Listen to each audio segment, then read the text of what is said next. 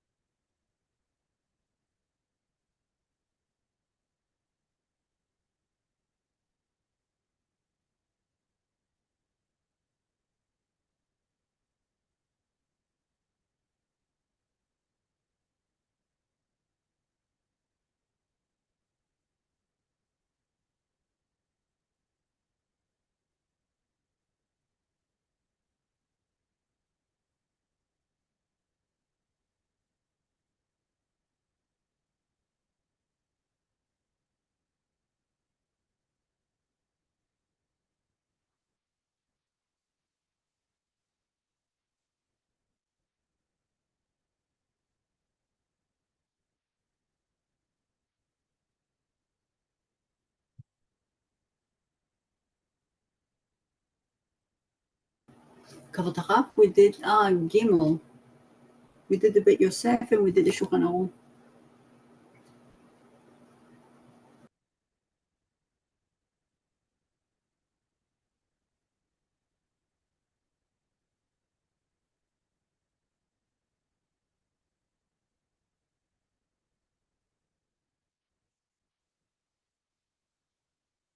Yes, I see. Okay. So it says here, ממשיכים יין ברצינות. Okay. Okay, yeah.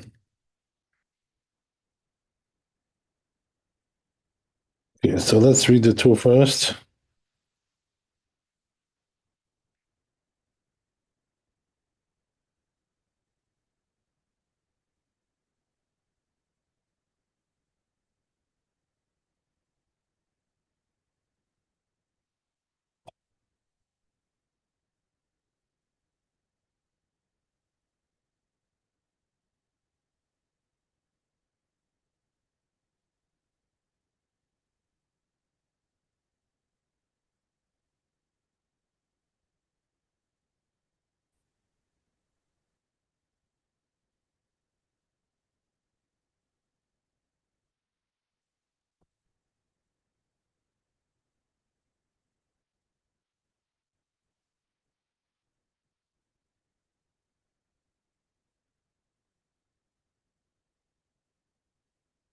Yeah, okay, so the tour says like this, ממשיכים יין בצינורות לפני חתן וכלה, והוא שיקבלנו בכלי לפי הצינור, וזורקים לפניהם קליעות ואגוזים בימות החמה שאינו נמאס, אבל לא בימות הגשמים מפני שנמאסים, ולא חתיכות בגלוסקה לעולם. Okay, this is an interesting halacha. It's, apparently, right, they had this kind of custom in those days where they for the celebration of the wedding, Chatan and Kala, um, they would do this kind of a thing with the wine where they would like uh, draw the wine through pipes, through like tubes. So this was kind of a thing where it was like a sign of joy, whatever, like celebration. Like they say, right? Break up the bubbly, right? Something like that, right? You know, like the wine is flowing, and it's there's lots of joy and celebration going on, right? Something like that, right? So why is it telling you this? What does it have to do with our discussion? So we were talking last week about that you shouldn't disrespect food, disrespect bread, things like this. Uh, so therefore, he tells you right that this is not called disrespecting the wine, since it's done for celebration purposes. That's one thing. There's also another issue here, which is that it's not really destroying, or ruining the wine. So therefore, there's no problem here. There's no prohibition that's being done by this celebration ceremony, whatever it is. There's also another thing, right, which is close to what we have in our times. Also, that he mentions here, which is that they used to throw, right, all kinds of nuts, right, and sweets, towards the, Chatan and Kala, like today they throw, candy, right, by the Jews, it's like they throw candy. It's like a custom, in the synagogue, and by the goyim, they do like they throw rice, God knows, right, whatever it is, all kinds of stuff like this, right? So they had something like similar to that. They would throw, this kind of food at them. So what's the purpose of doing this, by the way? It's like a sign of, they should have a sweet life, Right? So we throw sweets at them, So here also, what he's telling you is right that it's not a problem here, halakhically speaking. You may think, well, you're destroying the food, like that. So he tells you, no, it's not. So why? Why is it not? So he says, because it doesn't get ruined the food when you throw it like that. Why is that? Because it's hard, so it doesn't get like mushed up or whatever, or things like that, right? So it still remains edible after you throw it. Believe it or not. Okay. Uh, so right, similar to what we do today. Today, like if you ever been to like a simcha at the synagogue, by the Sfardim, especially, right? I don't know if the Ashkenazim they do this. I don't think they do it. But by us, the Sfardim, we throw candies. Like whatever. It's very common. You see it everywhere. When there's like a brit milah or a bar mitzvah or some kind of a Shabbat chatan, all kinds of stuff like this. They throw stuff like that, right? And of course, the candies are not going to get ruined because they're hard and also they're wrapped, in wrapping. So you can still pick it up and eat it, right? As most people do, as you know. So it's not really a problem, right? Either way. So that's what we're talking about here. So he's telling you the tour that these things are no problem, right? Because after all, it's not getting ruined the food, and also it's for the sake of celebration, stuff like that. So therefore, the custom is to be lenient regarding these things. Okay, there you go. So we'll see the Beit Yosef.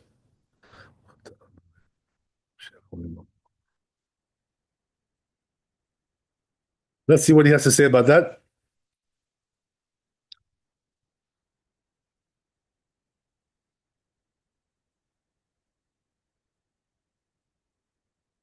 So Beit Yosef, Besot Perek Gimel Shachlu, right? It's over there. He says in the Gemara, Masechet Brachot, right?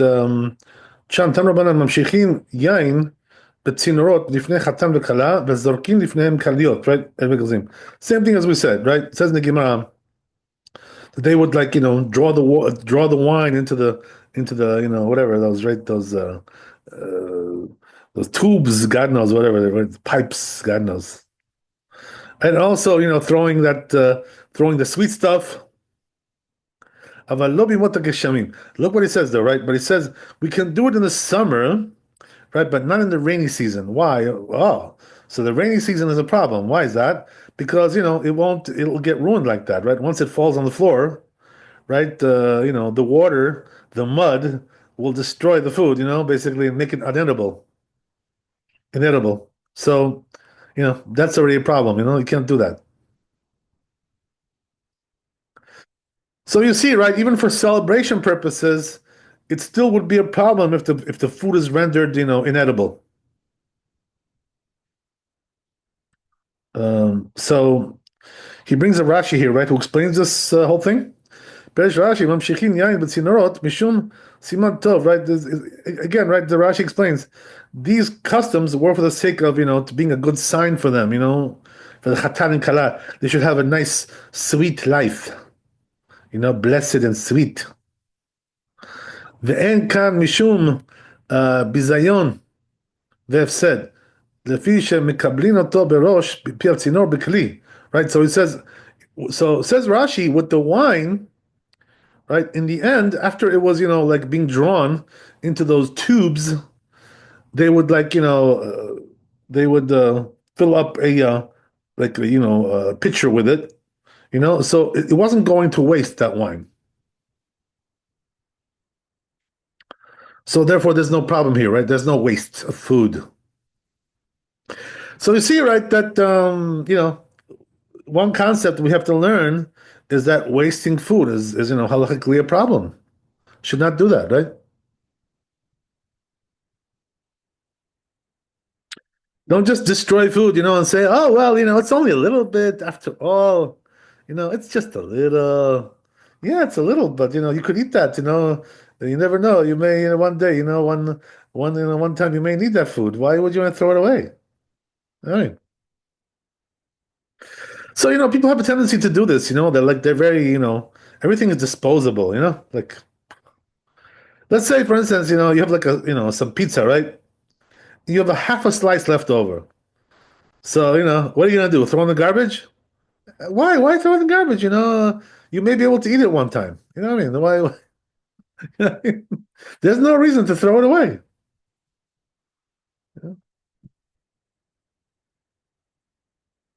You shouldn't destroy food. Okay? I just posted, from the Zohar recently about this, about being careful with bread, that it causes poverty if a person disrespects the bread. So, one person he commented on my post. He said, "Oh well, okay. So what are we supposed to do with those breadcrumbs?" Yeah. So what can you do with breadcrumbs? I mean, what are you gonna do? Eat it? So nobody eats breadcrumbs. I mean, some people make something out of it. Whatever. People who are creative, but most people, just throw away breadcrumbs, right? But the whole thing is like this. Even though we don't eat breadcrumbs in general, I mean, we don't really save them, but it's not respectful to leave them on the floor. That people should tread on them. You know what I mean? And that causes poverty. As the Talmud says, and the Zohar says, so therefore, what should a person do with breadcrumbs? Sweep it up, and put it into a bag. You know what I mean? Put it into a garbage bag, whatever. But don't just just leave it on the floor and let people walk all over it. That's disrespect. It's not nice.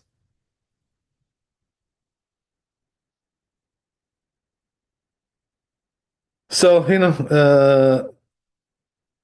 when it comes to bread, right, from the material that we learned last week, we saw one thing, right? That when it comes to bread, we're more stringent than other foods. So what was the difference? When it comes to other foods, we only forbade, if it's going to destroy the food, render it, inedible. But when it comes to bread, right, you shouldn't do anything which even, displays any disrespect, even if it's not going to be inedible. Like throwing it around and stuff. We don't allow that with bread. That's why, the custom is we don't throw bread, for the chatan and kala. That we don't do. We don't throw breadcrumbs, right? Things like that we don't do. You know, we throw other foods. but not bread. So when it comes to other foods, as long as you're not destroying it, it's okay. You can throw it, if you have a purpose for it. That's what we're saying. Okay, good to know, right? This is important stuff, actually, very practical, everyday kind of life, stuff here. Okay. There's a story in the Gemara, about this famous story. That there was one guy, right, who used to, like he used to go eat in the field, have like a little picnic every day, whatever. So what he would do is, he was, this guy was like meticulous. So what he would do is every time, he had his little picnic, he would sweep up, in the surroundings there to make sure there's no bread left over, breadcrumbs on the floor. Every time he would sweep it up, you know? So what happened was one time he kind of like lost track of it and didn't do it, you know? So comes the angel, right, who's appointed on poverty and says, "Oh, you see, he forgot to sweep up the crumbs. Ah, I got him now, right? I'm gonna give him a taste of poverty now. Ah, he's mine, right? That's the thing, So you gotta be careful with that.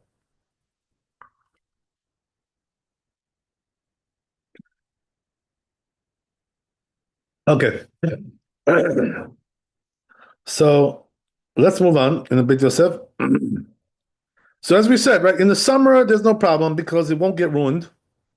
Shentit b'derachim, there's no mud there. That's what Rashi says. אבל בגלוסקאות שהרי אף בימות החמה אין נמאסים בזריקתן. But he says when it comes to, loaves of bread, right, there, it's going to be a problem anyway, even in the summer. Because when you throw it around like that, it's going to get all squashed and mashed. Right? וגם הראש כתב שם, גבי מושכין יין בצינורות.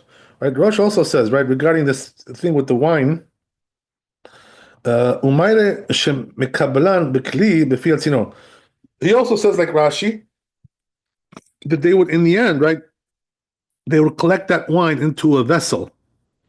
So there was no prohibition of of destroying the wine, which is which is a problem, by the way. Something interesting I want to point out, by the way, which is that this seems to contradict this custom that we have throughout the year, like on for Motzi Shabbat, right? Havdalah, which was last night, right? We made Havdalah. So, there's this custom where, they spill out the wine, so it kind of like goes to waste, whatever. And the Ramah brings there in the Shulchan Aruch, in laws of Shabbat, right? He says there that the custom is, to spill out the wine. So what's the reason of that? So he says because it says in the Talmud that it's a sign of wealth when wine gets spilled out in the house, right? So you may think from there, right, that you should spill your wine out and destroy your wine, and it's a good thing, it's a sign of blessing, actually, right? So then, what's the story? How does that right? How do we reconcile these two things? You know, um, so the truth is, that what they do over there, the custom is like this, that when they spill out that wine, um, after Havdalah, they use it to put out the candle, the Havdalah candle. So it's like a purpose there, so it's like, it serves a purpose. It's kind of like a thing like that, so that's how I guess, they get around this issue here. But the truth is, but you learn from this Bet Yosef, all the stuff we learned last week and all this, that you really shouldn't just, spill wine out, because you may think, according to the Talmud, it's considered to be like, a sign of, it's a blessing, whatever, according to the Talmud. So, you have to say, right, that when the Talmud says that it's a sign of blessing when wine is being spilled out, it's talking about that the wine is not serving any purpose anymore, for drinking purposes. So therefore they spill it out. They're not so meticulous and particular about it. But the truth is, if you have good quality wine, right, and it's good, it's in good shape. There's no reason, to spill it out and say, well, yeah, just a little bit, it's only a half a cup. So I'll just throw it away. You shouldn't do that, the truth is. But as I said, right, when it comes to Havdalah, there is a custom like that, to spill out some wine. And what we do is, we put out the candle there. So it serves some kind of a purpose. Interesting. Right? Yeah, maybe that needs to be a little bit researched a little bit more, this subject, whatever, to get more clarity out of it. Yeah, okay, whatever. Anyway, right, we'll leave it at that for now. And one day we'll come back to that and see what we can do with that. Okay. Anyway, um, והרשב"א כתב, והדתניא ממשיכין יין בצינורות לפני חתן וכלה, אף על פי שנמאסים חתם משום דעיקר שמחת החתן וכלה בכך, וכדי לשמחן, שי כליות, right, so Rashba says differently, not like what we just saw in the Rashi and the Rosh, right? As we said, according to Rashi and Rosh, the truth is, right, that you're allowed to, what do you call it, that wine is not really going to waste. It's being collected in a vessel.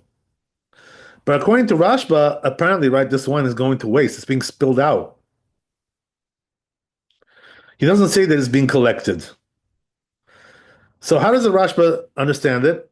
He says that because, it's for the sake of of the joy of the Chatan and Kala, so therefore they allowed it because of that. So it's also serving a purpose.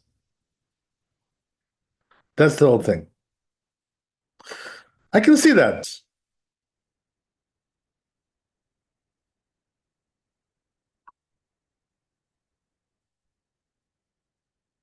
Interesting. Um,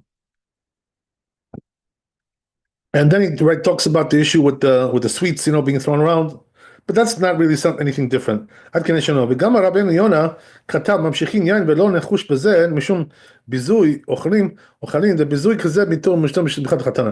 So Rabbi Yonah says like the Rashba, right? That apparently this wine is going to waste, basically, right? It's being spilled out, but because of the simcha, they allowed it. Right? Okay.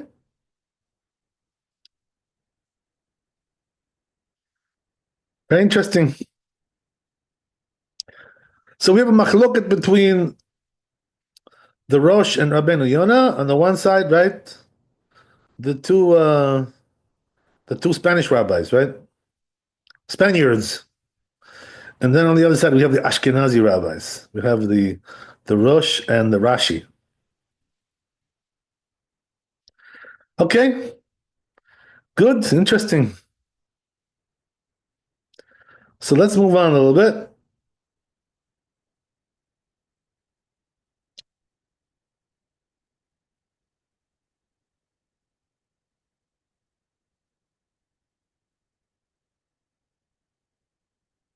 So says he comments on this bit Yosef, ולכאורה משמע שהם סוברים שאף על פי שאינו מקבלן בכלי, בפי הצינור שרה משמחת החתן וכלה. ומאחר שלא הזכירו בדבריהם לשון הפסד אוכלים, נראה ומקבלין בכלי בפי הצינור עסקינן. But you know what bit Yosef says? Not like that. He says that really, even though the Rashba and Rabbi Yonah never mentioned that, this wine is being collected into a vessel, but he says apparently that's what it was with them also, it was being collected with a vessel. It's just that, they didn't care to mention that, but that's really what they meant. Interesting.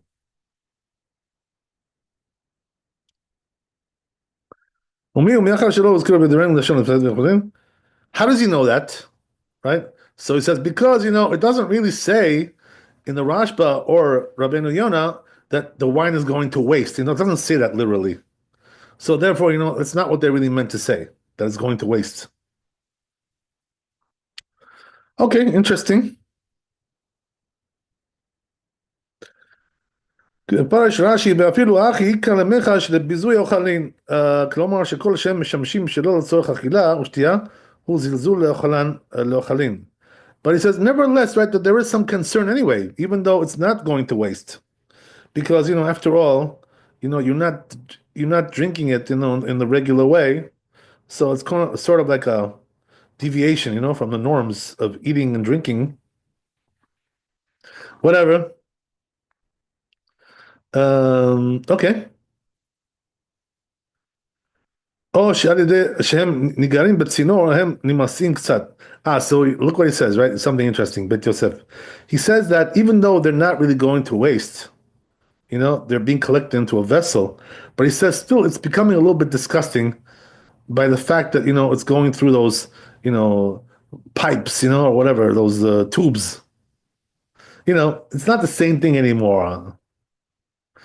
So there is some kind of a degradation to the food, right, to the wine, somewhat.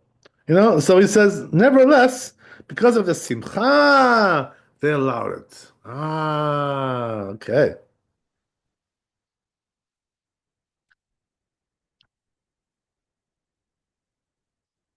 ושילכו לאיבוד משום שמחת חתן וכלה, ודאי לקדמן דשארי. But he says, nobody allows, actually, that it should go to waste altogether, like, as we said, right? To just spill it out. Like some kind of sewage, It's not like, wine is not sewage. What's that? כך נראה לי, אף על פי שהרבינו מנוח, that's what seems to me says, even though the רבינו מנוח כתב בשם הרעב"ד, ואפילו עזיר לאיבוד שרה, he says in the name of the רעב"ד, that even if it goes to waste it's allowed, משום דשמחה, עד כאן, נראה לדידן דאין זה עיקר השמחה, אין ספק דבעזיר לאיבוד אסור. So he says, right, but for us, that's not really the ikar, the main simcha, this wine thing. So he says, therefore, right, for sure it's going to be forbidden if it's going to waste altogether. That's the conclusion of the Bet Yosef. Okay, great. So let's go to Shulchan Aruch, right? And we'll see how he summarizes all this. You can pretty much see how he's going to summarize it. He already summarized it pretty well over here.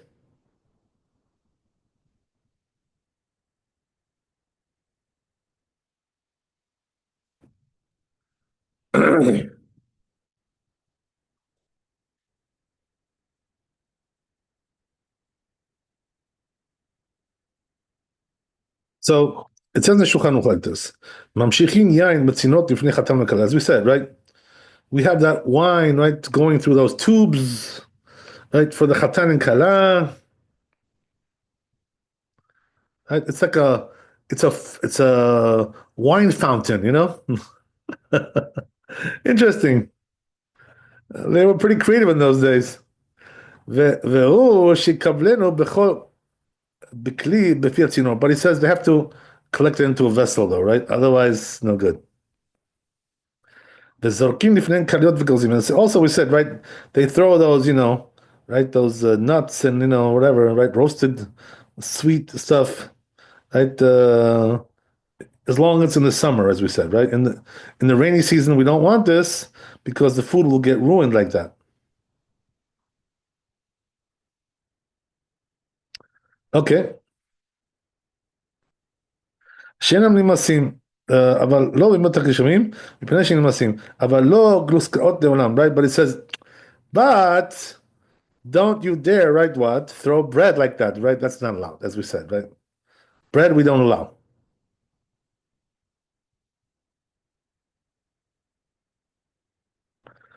So forget about that.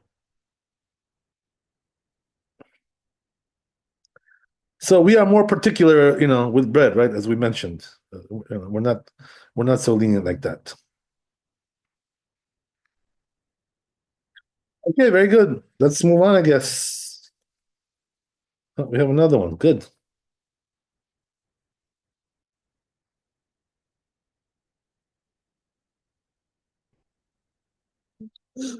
Okay. So we're going to continue with this theme, the same theme over here. So it says here the tour. Ve'ahad etanya zorkim lifnehem kaliot ve'gozim bimot hachama. And that which we learned, right, that we can throw those, sweets, right, in the summer, אבל לא בימות הגשמים, but not in the rainy season. כתבו התוספות, says התוספות, ולא בימות הגשמים, אף על פי שבאגוזים אין האוכל נמאס.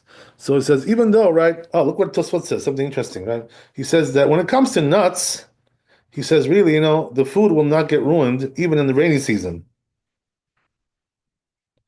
מכל מקום, כשנופלים בטיט נמאסים. But he says, nevertheless, right, yeah, outside does say, right, that it falls into the mud, right, in the rainy season, so it's a problem. Okay, it's the same thing, right? We already saw this explanation. Umashma midivrayim, so he says it comes out from their words, from Tosot, שאפילו כשהם בקליפתם, אין זורקים אותם בימות הגשמים. That even if, so he says like this, right, even if it's in the shell, we still shouldn't throw them in the right in the rainy season. So that's the novel idea here, from Tosfot. That even though it's inside the shell, the nut, right? Nevertheless, we should not throw them in the rainy season because the mud will ruin it. And don't think, right, to say that, oh, the shell will save it. Not exactly, right? Not exactly.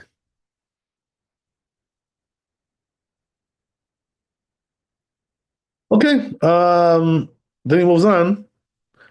כתבו עוד התוספות, דעכשיו שדרכן לזרוק כיתים בבית חתנים, צריך להיזהר שלא יזרקום אליו במקום נקי. So he says, right, Tosfot, something interesting. Apparently, right, in Europe, they had a different custom, right, which was that they would throw wheat, instead of the right, the nuts, whatever, and all kinds of roasted stuff. So the question is there any difference between wheat and those other things, the nuts, whatever? So he says, not really, he says, but basically, you got to be careful to throw them in a clean place, he says, because otherwise it'll become inedible, the wheat, if you throw it into a place which is dirty. So he mentions, right, you got to be careful about that. Right. So here, we also see another important, right, concept, which is that, even though bread comes from wheat, right, and as we said, right, when it comes to bread, we're more careful, but nevertheless, right, wheat is not the same as bread. It doesn't have the same status as the bread. So therefore, throwing wheat, is okay as long as it stays clean, right? But when it comes to bread, I don't care if it's clean, right? It's still not okay. So why do we say, right, that bread and wheat are different? Because the truth is, right, that we also see this in the laws of blessings, which we're going to get to soon, Bezat Hashem, right? Talk about blessings for all the foods, So what we see there is that the blessing when you eat wheat, the blessing is Borei Pri Adama. Right? When you eat, like, let's say, roasted wheat, which is not chopped up, just like wheat kernels. The blessing is Hadama. They have, by the way, like a snack, in Israel, which is made out of like roasted wheat. In America, you don't find a snack, but in Israel they have it. So the blessing on that is Hadama, right? Even though you may think, well, bread comes from there. Yeah, okay, it does, but when the wheat is like a whole kernel, we bless Hadama on it.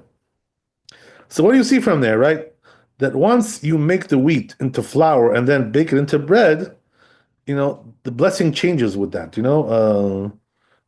so you can't compare one to the other. It's not the same thing. So wheat doesn't have the, right, that prominence, that bread has. It's not the same thing, even though it's the same substance.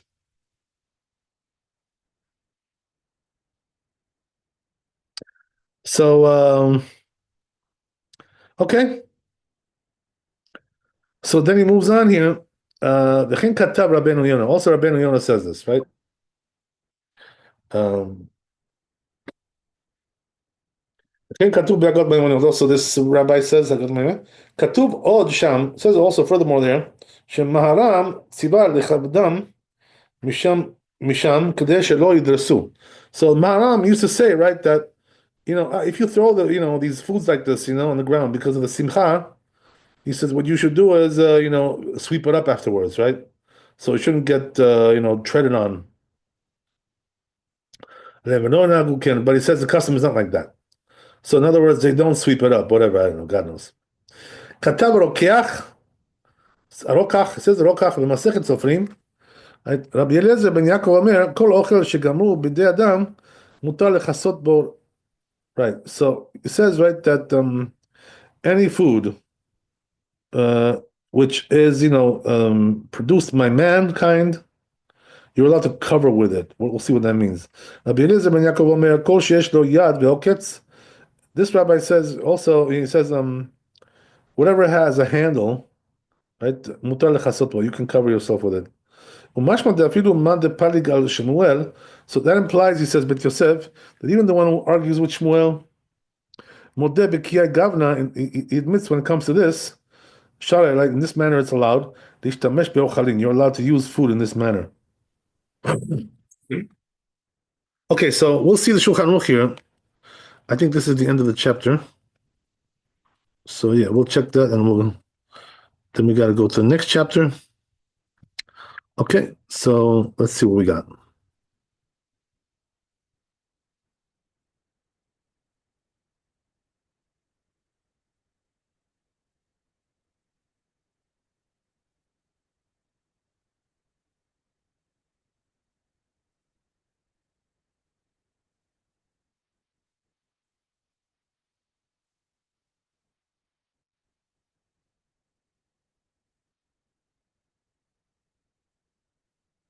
So says Shulchan Aruch, Hazorkim chitim lifnei chatanim, right? It says the ones who have accustomed to throw wheat instead in front of the chatan, צריך להיזהר שלא יזרקו אלא במקום נקי. As we said, right? You have to be careful to throw it into a clean place. וגם יכבדו אותו משם. And also they should sweep it up from there. כדי שלא ידרסו עליהם, right? In order they should not tread on them. So you see, right, that he does paskin, they should also sweep it up.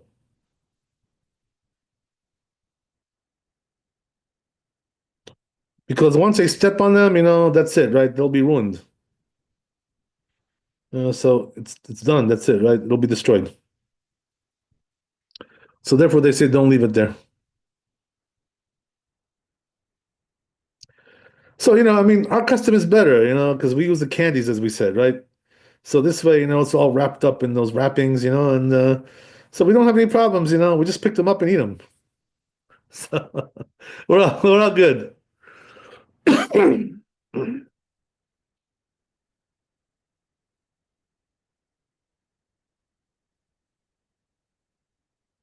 Okay, great. So I guess we'll move on.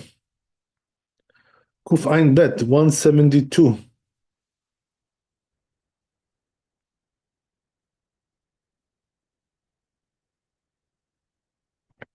172.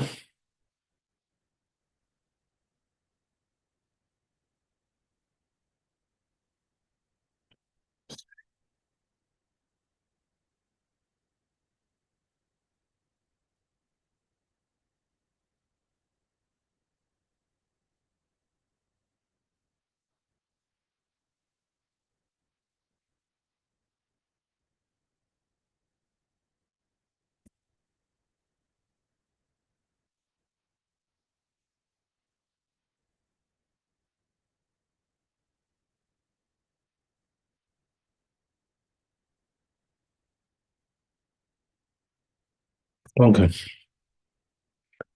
Looks like a small chapter. Let's see what we can do with this.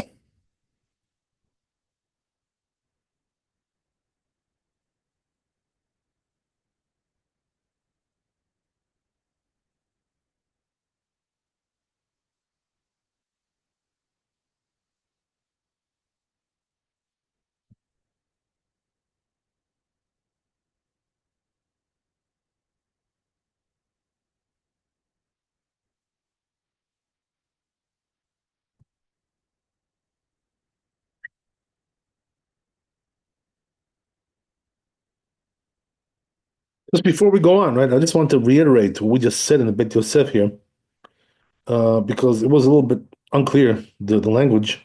So I'm going to read it one more time just to make sure we get this straight. He brings here, right, in the name of the Rokach, from Masechet Sofrim. So what does it say there, right? Something interesting. He doesn't bring this in Shulchan Aruch, by the way, for whatever reason. I guess he doesn't, he doesn't think it's halacha, whatever. But anyway, it's interesting to just, to understand it, right? Whatever. Whether it is the halacha or not. That it says here, if you have a food, right, which is, produced by mankind, something like, processed food, yeah, like those snack foods that we buy, Bamba, right, all that stuff, right, it's processed, so things like this, you're allowed to cover with it, he says. What does that mean to cover, right? So what that means is that you could use it, for your bodily purpose. Even though generally, right, we say, we try to avoid doing that with foods. Uh, so here it's allowed. And then he brings another thing, which is that if the food has a handle, you're allowed to cover yourself with it. So in these two cases, he says you're allowed to cover yourself, even though, right, you're using the food for some practical purpose, instead of eating it, some bodily purpose. So okay, he doesn't bring this in the Shulchan Aruch. So I guess you can say that he doesn't hold by it, really. Otherwise, he should have brought it there. Okay, good to know anyway.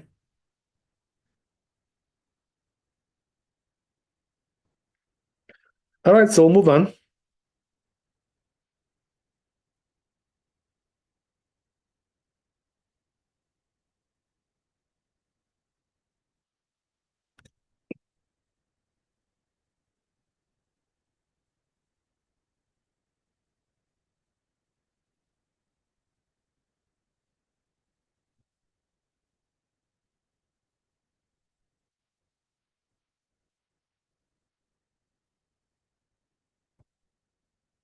So says the tour here. Shachach ve'echnis mashkin etoch piv below bracha. This is a very important chapter. Small but important, right? Because this happens to us all the time. This kind of stuff. I wouldn't say it happens every day, but it's quite right. It's quite common. So what is it, right?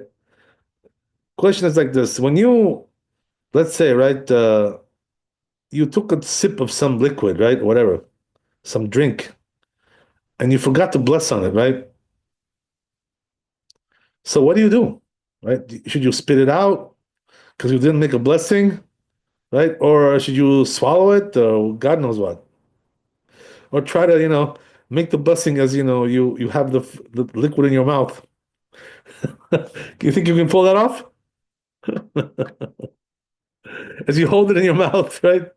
So he says, right, like this, the Torah, that if it's a drink, right, and you forgot to make the blessing and you sipped it, so you should swallow it. Piresh Rabbeinu, Hananel Rabbeinu mevarech aleim. So says the Rach, right? That what does that mean? He's not going to bless, because there's no way to bless. He's got to swallow it. There's no choice. So what does that mean? It's better to swallow it than to spit it out. Why is that? Because as we already mentioned, right? When you spit it out, the food is going to waste. So now you're doing two sins instead of one. One is you didn't make a blessing, and now you're doing another sin by making going the food go to waste. So two, right? You got two wrongs don't make a right, as they say, right? The Americans, right? So that's the thing over here, same idea. Two wrongs don't make a right.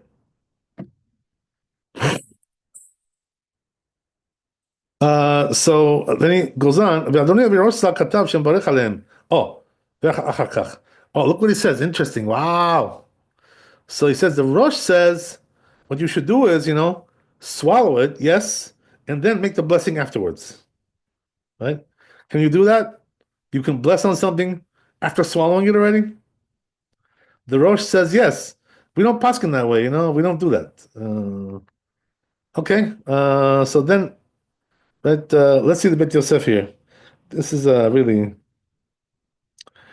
the opinion of the Rosh is very interesting. Okay, whatever.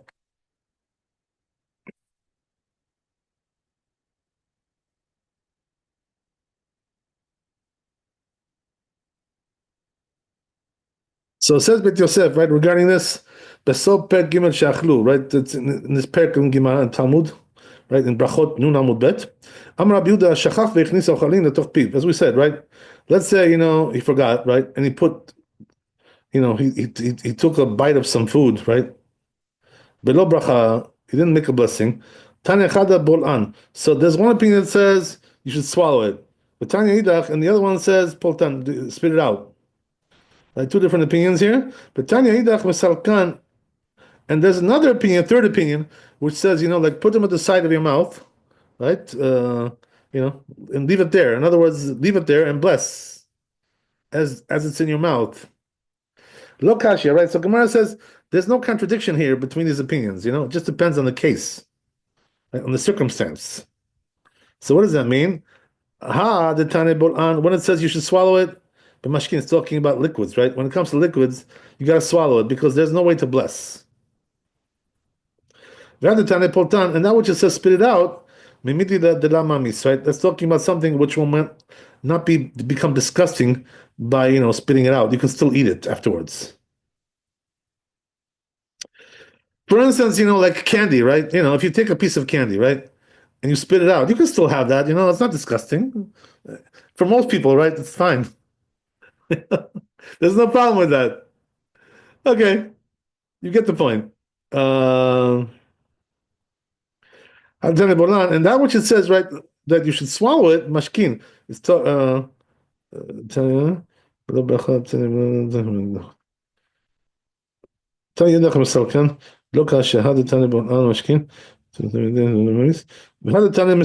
which it says put it on the side of your mouth, that's talking about something which will become disgusting. So therefore what you should do is, right, put it in the side of your mouth, on your cheek, right?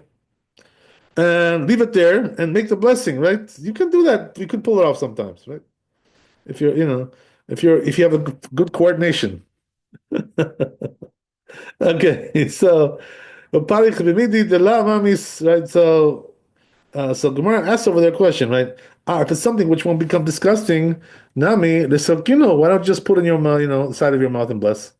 That's all echad. Believe we can bless. And Gemara, Yitzchak, kaskasa mishum shenema imale pi teilatecha.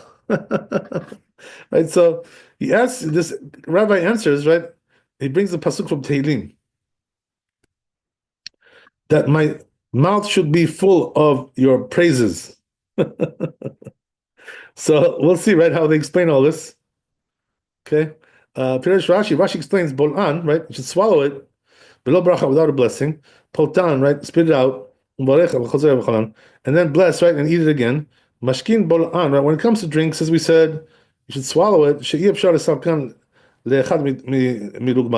it's because you can't really, just like put on your cheek, and bless. When it comes to drinks.